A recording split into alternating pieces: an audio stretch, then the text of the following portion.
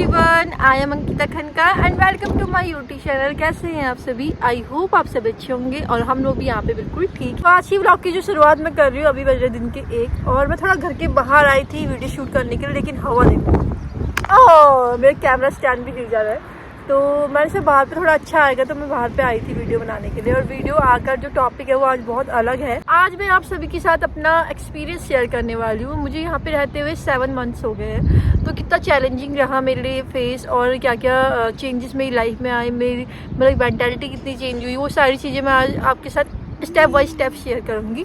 क्योंकि अभी थोड़ा टाइम बाद तो हम चले जाएंगे, तो मेरा एक्सपीरियंस यहाँ पे मतलब मेरे लिए इम्पॉर्टेंट है कि मैं क्या फील पहले करती थी और क्या अभी फील करती हूँ। तो चलिए आज का ब्लॉग भी शुरू करते हैं। तो सबसे पहले जब मैं यहाँ न्यूजीलैंड आई थी तो मेरा जो सबसे स्ट्रगलिंग वाला टाइम था वो तो फ्लाइट में बैठना, क्योंकि मेरे ना थोड़ा कान में दिक्कत है। तो मैंने आपको बहुत सारे ब्लॉग्स में बताया है। तो मैं सोची थी शायद पेन होगा ये वो, लेकिन वो 16-17 घंटे की जो फ़्लाइट थी मेरी बहुत स्मूथली निकल गई। मैं पूरी फ़्लाइट में सोई हुई थी, गिन्नी ने भी इतना परेशान नहीं किया। तो अच्छा था, मतलब ऐसा नहीं कि मुझे कोई भी दिक्कत हुई, कोई दिक्कत नहीं हुई खाने पीने में, किसी भी चीज़ में, या फिर प्रॉब्लम होना या बहुत बोरियत हो रहा, कुछ भी नहीं हुआ। बहुत अच्छे से निकल गया था, जिसका डर था वो तो निकल गया था। इसके बाद नेक्स्ट चीज़ आती है कि यहाँ पहुँच के हमें क्या क्या चीज़ें हुई।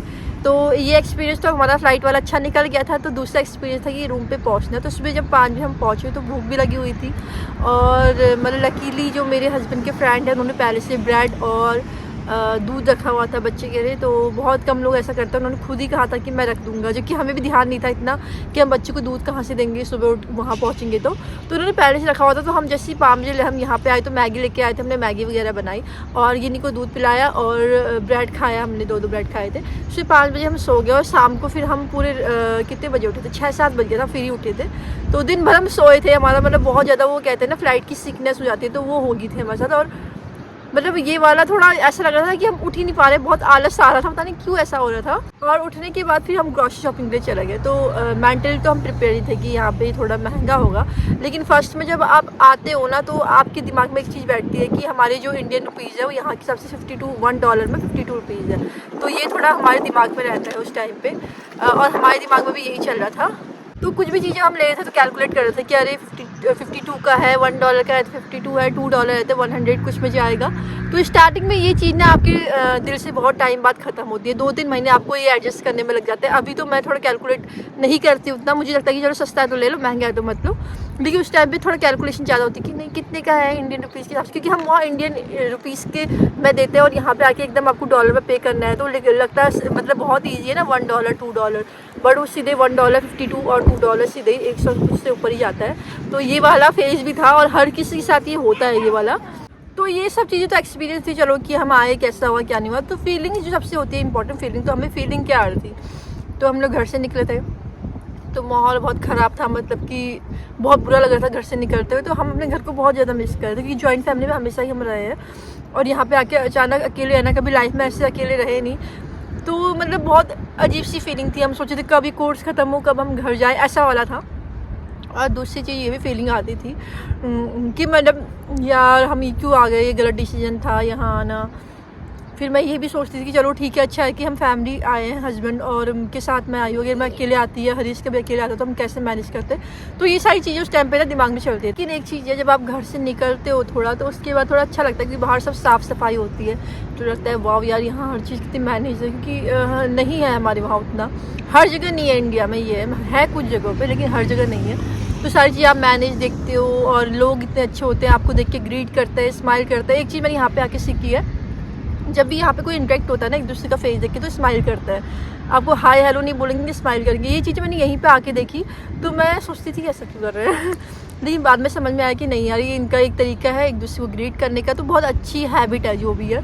तो एक और चीज़ है जो बहुत इंपॉर्टेंट है मैं पर्सनली आपको सब कुछ सच बताऊँगी।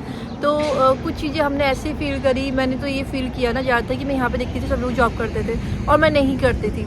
वैसे तो मैं कर भी नहीं सकती थी क्योंकि मेरे वीज़े में मतलब अलाउ नहीं था, लेकिन एक होता था कि यार हाँ हम लोग मतलब अपॉर्चुनिटी का फ़ायदा नहीं उठाते या फिर कुछ करना चाहिए। ये वाली फीलिंग मुझे आती थी पहले स्टार्टिंग में, अभी नहीं आती। लेकिन अभी मैंने खूब मतलब बहुत चीज़ें सीख ली है।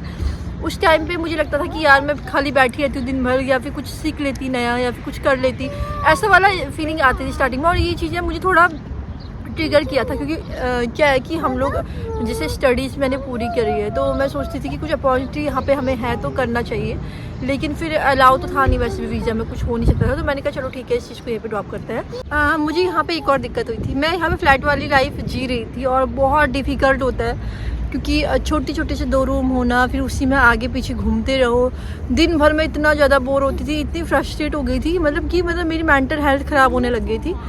शाम को भी मैं पार्क में जाती थी, बट दिन में जितनी मैं घर पे आती थी ना, मेरा दिमाग ख़राब हो जाता था। तो फिर थोड़ा टाइम तक मैंने इससे भी स्ट्रगल किया है, लेकिन फिर थोड़ा टाइम बाद ये हुआ कि अपनी चीज़ें मैंने चेंज की, तो सब कुछ अच्छा होते गया। और स्टार्टिंग में जब मैं यहाँ पे आई थी ना, मुझे रात को नींद भी नहीं आती थी, मैं सो नहीं पाती थी, और दिन में भी मैं ठीक से सो नहीं पाती थी। तो थोड़ा टाइम मुझे मतलब एडजस्ट होने में लगा, क्योंकि क्लाइमेट बहुत डिफरेंट है और ये चीज़ें हैं, तो फिर मुझे एडजस्ट होने में थोड़ा टाइम लगा इन चीज़ों में। इसके बाद मैंने अपनी लाइफ में कुछ चीज़ें चेंज करी, जिससे मेरी लाइफ थोड़ी ईजी हो गई। तो पहले मैंने अपना रूटीन बनाया सबसे पहले, ठीक है। तो मैंने कहा ऐसे नहीं चलेगा यार, यहाँ पे रहना है तो कुछ चीज़ें तो नहीं करनी पड़ेगी। तो मैंने अपना रूटीन बनाया कि मैं सुबह उठती थी और थोड़ी देर गिन्नी को डांस करवाती थी और गाना गाती थी, फिर खाना बनाती थी, नाश्ता करती थी, सब एक रूटीन में आ गया था। शाम को मेरा डेली का था कि मैं 4 बजे निकल जाऊँगी घूमने के लिए, और मैं गिन्नी को लेके जाती थी पार्क में और 2-3 घंटे वहाँ स्पेंड करती थी। तो ये चीज़ें मैंने खुद से चेंज करी, ये मुझे बात नहीं कर देती है। तो ये चीज़ें मैंने चेंज की, इसके बाद मेरी लाइफ थोड़ी इजी हो गई, क्योंकि मेरा एक रूटीन बन गया था और मेरे को एक मोटो मिल गया था कि मुझे ये चीज़ें करनी है, तो खुद ही की चीज़ों का हल निकालना पड़ता। तो मेरा ये एक चीज़ है जो मैंने खुद से और एक और चीज़ है, स्टार्टिंग में मतलब मुझे थोड़ी दिक्कत होती थी, इंग्लिश भी आती तो थी लेकिन कभी ऐसे फ्लुएंट बोला नहीं था, और थोड़ा हेजिटेशन होती थी आते हुए भी नहीं बोल पाना। ये हम सब में होता है, इंडियंस में ज़्यादातर जो नहीं बोलता ज़्यादा इंग्लिश तो उसके यहाँ होता है। लेकिन अभी ऐसा है कि कोई मुझे आगे से इंग्लिश बात करे तो मैं गलत बोलूँगी, बट लेकिन ये कि मैं एटलीस्ट ऐसा तो बोलूँ कि उसकी बात समझ में आ जाए मुझे। कुछ भी मैं उसको समझाना चाहूँ तो मैं उसको समझा लूँ। अभी मैं ऐसा बोल लेती हूँ, अभी थोड़ा कॉन्फिडेंट है। गलत भी बोलूँगी तो ये है कि मैं सोचती हूँ ठीक है यार, उनकी भी अपनी लैंग्वेज है, हमारी अपनी लैंग्वेज जैसे हिंदी है, तो जैसे चाइनीज़ भी है, उनकी इंग्लिश भी उतनी अच्छी नहीं होती है, उनको चाइनीज़ ज़्यादा अच्छी आती है, तो उनको भी इंग्लिश आती नहीं है, किसी को समझ नहीं पाता है। तो मैं भी यही सोचती हूँ, हम भी इंडियंस हैं तो ज़रूरी नहीं है कि आप इंग्लिश बहुत फ्लुएंट बोल पाओ, लेकिन ऐसा बोलो कि दूसरे इंसान को समझ में आ जाए। तो अभी मेरे अंदर ये वाला कॉन्फिडेंट थोड़ा आ गया। और एक और चीज़ ना मुझे बहुत इंपॉर्टेंट यहाँ पे आके समझ में आई कि कोई भी चीज़ सीखने की कोई उम्र नहीं होती। तो मैंने यूट्यूब से कुछ चीज़ें सीखी भी, तो उसी बारे में बात ज़्यादा नहीं करूँगी, क्योंकि वो जो चीज़ें वो मैं कामयाब तो नहीं हो पाई, लेकिन थोड़ा थोड़ा मुझे आ गया। तो हाँ, मैंने कुछ चीज़ें सीखी यूट्यूब से, क्योंकि मुझे टाइम भी अपना मैनेज करना था और मुझे अच्छा भी लगा, जिसमें इंटरेस्ट था मैंने वो किया। और बहुत सारी चीज़ें मैं करती थी, कभी कुछ लिखती थी, कभी ड्राइंग करती थी, सारी चीज़ें स्टार्टिंग में करती थी। अभी तो खैर मेरा शेड्यूल ही थोड़ा अलग हो गया है, तो ये चीज़ें मैंने खुद से अप्लाई की। चलो ठीक है, मेरा टाइम थोड़ा मैनेज है, और अब थोड़ा ठीक लगने लगा था कि एक रूटीन में मैं आ गई थी, और थोड़ा घर की याद कम आना और अपना जो भी टाइम है उसको मैनेज करना, और हम जैसे 3 लोग हैं तो एक दूसरे की केयर करना, बॉन्ड इस्टेब्लिश करना, ये सारी चीज़ें मतलब मैंने यहाँ पे आके उसके बाद सीखी।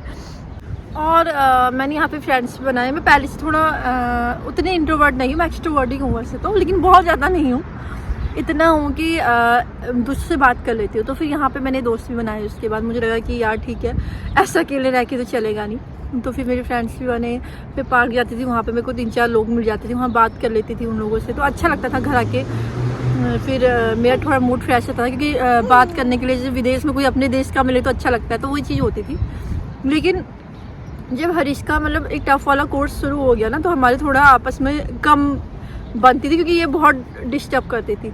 तो बार बार अपने पापा के रूम पे चली जाती थी, और फिर हरीश को गुस्सा आता था क्योंकि वो तैयारी कर रहा होता था, थोड़ा स्ट्रेस भी रहता है उस टाइम पे, उसकी गलती भी नहीं है। तो हमारे बहुत झगड़े भी होने लग गए थे कि यार पढ़ने के लिए आया हूँ, पढ़ने देते हो, ये होता है हर किसी के साथ। तो फिर कभी कभी ऐसा भी होता था, तो फिर मैं बच्चे को लेके पार्क से जाती थी कि यार हो गया, इसको टाइम नहीं मिला तो मैं थोड़ा टाइम इसको दे दूँ।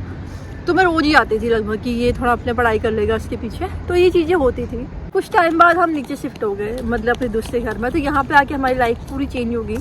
मैंने बहुत सारी चीज़ें फील करी यहाँ पे, कि एक अपने घर जैसा फीलिंग आना, मतलब कि यहाँ पे फ्लैट वाला सिस्टम नहीं है, आप बाहर पे भी जा सकते हो, पीछे तरफ जा सकते हो, तो ये मुझे घर वाली फीलिंग आने लगी। और बहुत ज़्यादा अटैच, बहुत जल्दी बहुत ज़्यादा अटैच हो गई इस चीज़ से। मैं पुराने वाला घर छोड़ा था, थोड़ी दिक्कत हुई थी, क्योंकि मैं वहाँ पे भी यूज्ड टू हो गई थी, लेकिन यहाँ पे अभी ज़्यादा अच्छा लगता है सच बोलूँ तो। क्योंकि स्पेसियस है, अपनी मर्जी के हिसाब से हर इंसान कुछ भी कर सकता है। रूम बड़ा है तो बच्चा खेलता भी है, तो अच्छा लगता है सब कुछ चीज़ें। यहाँ पे अभी चीज़ें ठीक हो गई। मैंने एक चीज़ नोटिस करी कि ऊपर मैं थोड़ा डिप्रेस फील करती थी, यहाँ पे नहीं करती हूँ। तो यहाँ पे चीज़ें बहुत ज़्यादा अच्छी चल रही है, तो ये चीज़ें हो रही है। नीचे वाले यहाँ पे घर पे आके मैंने बहुत सारी चीज़ें देखी अपनी लाइफ में जो मुझे चेंज लगी। ये कि मैं बहुत चिड़चिड़ी हो गई थी, ऊपर गिन्नी भी बहुत ज़्यादा चिड़चिड़ी हो गई थी। जब से जैसे ही हम नीचे शिफ्ट हुए ना, गिन्नी का बिहेवियर इतने जल्दी चेंज हुआ, वो बहुत खुश रहने लगी। अभी मैं उसको बाहर लेके नहीं भी जाती तो खुश ही रहती है। तो ये चीज़ें नीचे घर से ना एटमॉस्फेयर से बहुत फ़र्क पड़ता है। तो ये चीज़ें हुई है। तो जो भी न्यूजीलैंड आता है उसका सबसे बड़ा एक वो होता है ना कि स्ट्रगल लाइफ में, कि जॉब ढूंढना, जॉब के लिए करना। लेकिन हमारी लाइफ में ऐसा कोई स्ट्रगल नहीं था क्योंकि हमने पहले से ही मतलब प्लान किया था कि नहीं, हमें जॉब नहीं करनी यहाँ पे। क्योंकि मेरे हस्बैंड को पता था कि टाइम तो नहीं होने वाला है, तो उन्होंने कहा था मैं जॉब तो नहीं करूँगा, तुम्हारे साथ वैसे भी नहीं होगा, और अगर मैं जॉब में जाऊँगा तुम लोग को टाइम नहीं दे पाऊँगा। तो जॉब का हमने सोचा ही नहीं कभी कि जॉब करनी है या ऐसा वैसा। तो जो हमारी सेविंग थी उसके हिसाब से ही हम लोग यहाँ पे अपनी चीज़ें करते हैं, और भगवान की कृपा सब कुछ अच्छा ही चल रहा है। अब तो थोड़े महीने रह गए हैं, तो ठीक है। हमने सेविंग की थी और 2-3 साल से हम सेव कर रहे थे सिर्फ इस चीज़ के लिए कि हम फ़ॉरेन जाएंगे, वहाँ रहेंगे 1 साल। तो उस टाइम में जॉब नहीं करेंगे, पहले से प्लान था। तो अच्छा है कि सब कुछ अच्छे से निपट गया, और ऐसा नहीं कि कोई कमी हुई लाइफ में। खर्च भी हमारे बहुत ज़्यादा है। देखो मेरी बेटी नाराज़ हो रही है पीछे। गुन्नू आप क्यों नाराज़ हुए बेबी?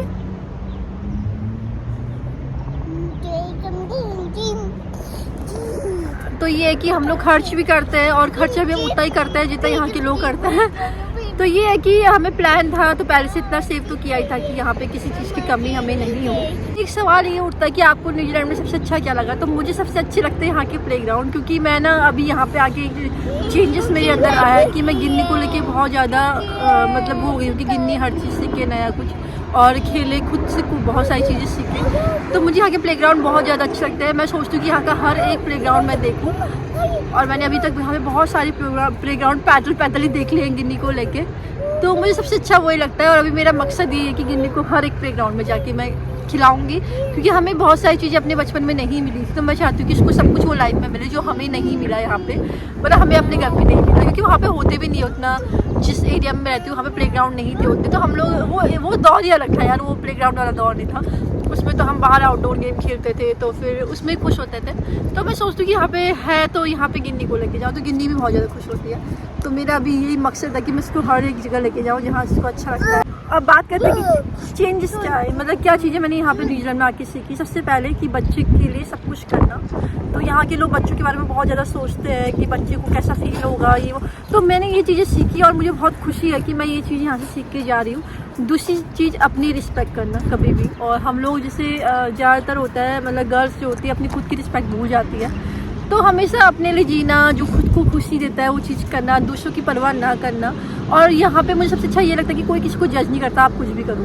तो मैंने यहाँ पे आके थोड़ा मैं खुली हूँ, ठीक है। अभी मेरे को ऐसा लगता है कि बहुत सारी चेंजेस अंदर आए हैं, और मैं पहले थोड़ा झिझकती थी चीज़ों को लेके, तो वो चीज़ें अब नहीं रही मेरे अंदर। तो अब मैं झिझकती नहीं हूँ, मैं सोचती हूँ क्या ही हो जाएगा ज़्यादा से ज़्यादा, मतलब कि हर चीज़ के लिए मैं कर लेती हूँ। और मुझे एक और चीज़ यहाँ पे कॉन्फिडेंट आया कि मैं अगर गिन्नी को यहाँ पे अकेले संभाल रही हूँ तो मैं कुछ भी कर सकती हूँ लाइफ में, क्योंकि अकेले गिन्नी को संभालना मतलब इजी टास्क नहीं है किसी के लिए भी। ऐसे बच्चे